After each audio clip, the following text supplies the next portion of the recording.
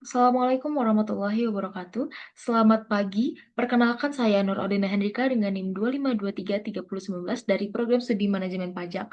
Pada kesempatan kali ini, saya akan mempresentasikan artikel konseptual saya yang berjudul Peran Pemerintah Daerah dan Desa dalam Implementasi Pajak Lingkungan atau Carbon Tax sebagai instrumen pencapaian SDG 13 di Indonesia.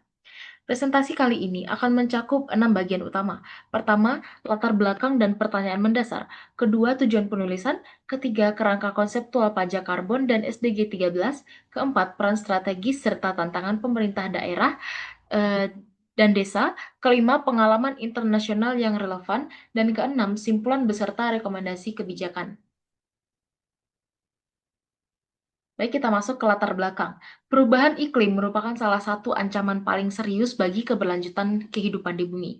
Laporan IPCC tahun 2023 menegaskan bahwa peningkatan gas rumah kaca akibat aktivitas manusia telah mendorong kenaikan suhu global dan meningkatkan intensitas bencana iklim.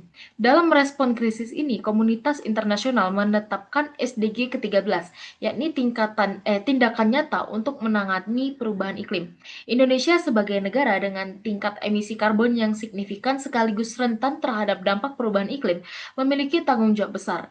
Langkah konkret telah diambil melalui pengesahan Undang-Undang HPP Nomor 7 Tahun 2021 yang mengatur pajak karbon, menjadikan Indonesia salah satu negara berkembang pertama di Asia Tenggara dengan landasan hukum instrumen fiskal lingkungan ini.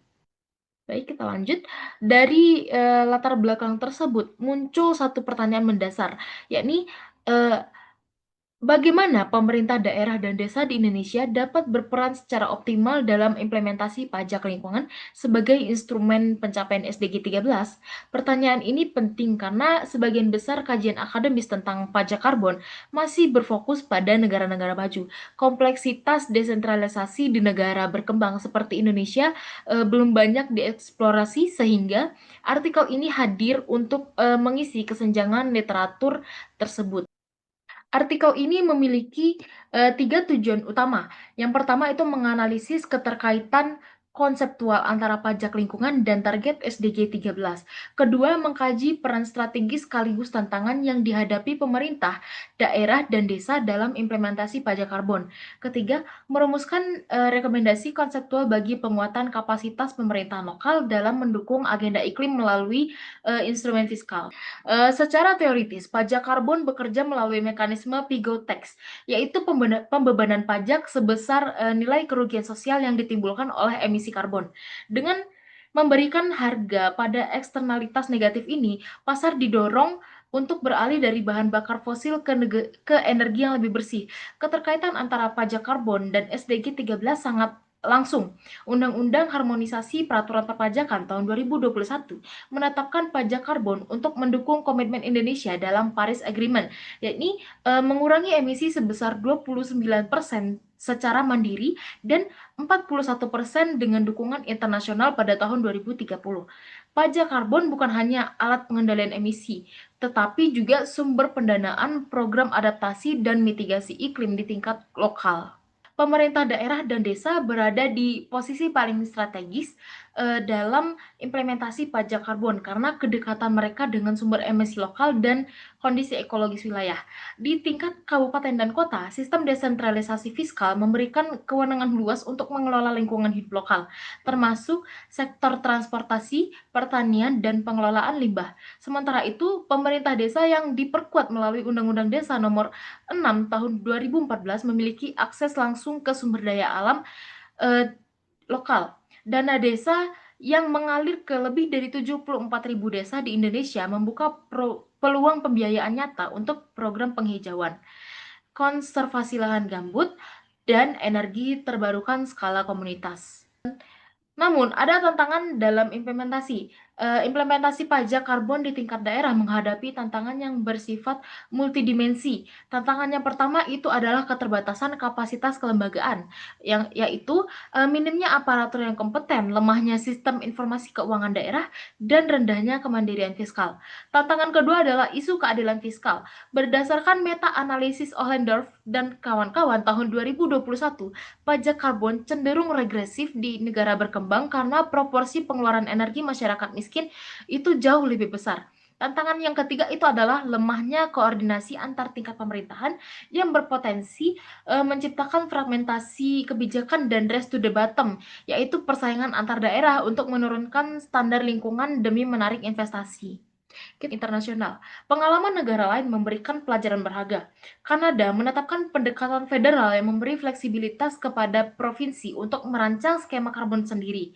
Selama memenuhi standar minimum nasional, Singapura menerapkan carbon tax sejak 2019 dengan strategi tarif rendah di awal untuk membangun penerimaan publik, lalu meningkatkannya secara bertahap. Sementara Chili dan Kolombia menunjukkan pentingnya sistem pengukuran, pelaporan dan verifikasi emisi yang desentralistis, namun terstandarisasi secara nasional. Dari ketiga pengalaman ini, ada satu benang merah yang jelas dan dapat kita tarik, yaitu tidak ada pendekatan tunggal yang berlaku universal. Kunci keberhasilan itu adalah desain kebijakan yang adaptif terhadap konteks lokal, kapasitas administrasi perpajakan yang memadai, dan dukungan politik yang berkelanjutan. Baik, kita lanjut ke next selanjutnya, yaitu ada rekomendasi konseptual. Berdasarkan seluruh analisis tersebut, artikel ini merumuskan 3 rekomendasi konseptual.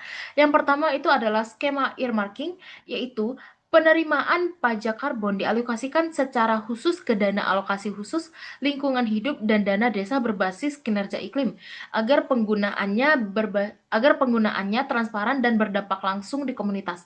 Yang kedua, penguatan kapasitas kelembagaan, yaitu melalui program pelatihan sistematis tentang pajak lingkungan, sistem MRV emisi, dan perencanaan anggaran responsif iklim bagi aparatur daerah.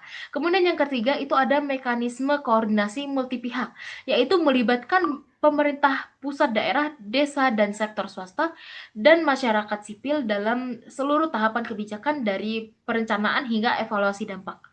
Nah, dari semua materi tadi, dapat kita tarik kesimpulan, yaitu artikel ini menegaskan 4 hal, yaitu yang pertama, pajak karbon adalah instrumen yang tepat dan Undang-Undang HPP tahun 2021 telah memberikan Indonesia fondasi hukum yang kuat. Kemudian yang kedua, Pemda dan desa memiliki potensi strategis yang tidak tergantikan dalam rantai implementasi kebijakan iklim.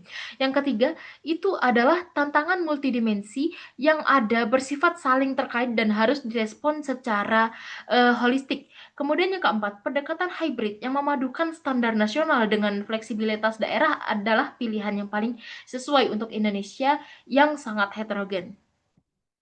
Baik, dari kesimpulan tadi, pada akhirnya keberhasilan implementasi pajak karbon di Indonesia bukan semata-mata persoalan teknis perpajakan. Ini adalah tantangan tata kelola yang memerlukan komitmen politik dari semua tingkatan pemerintah, partisipasi aktif masyarakat, dan sinergi seluruh pemangku kepentingan. Mewujudkan SDG 13 melalui instrumen fiskal lingkungan adalah investasi jangka panjang yang manfaatnya akan dirasakan oleh generasi mendatang. Demikian presentasi yang dapat saya sampaikan. Saya Nurudina Hendrika pamit undur diri. Wassalamualaikum warahmatullahi wabarakatuh.